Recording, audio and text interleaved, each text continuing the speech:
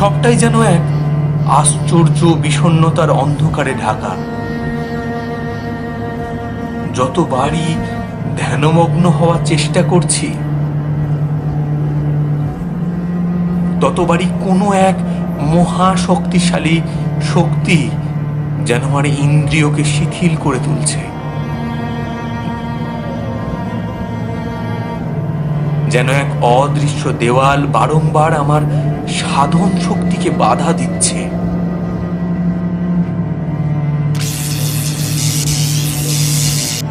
বেশ কয়েকদিন আমি লক্ষ্য করছিলাম যে রোজ সন্ধে কাজ মেটানোর পর সকলে শুয়ে পড়লে ভোলা রাত্রিবেলা কোথায় যেন চলে যায়, আবার রাতের দ্বীপ্রহরের মধ্যে সে ফিরে আসে।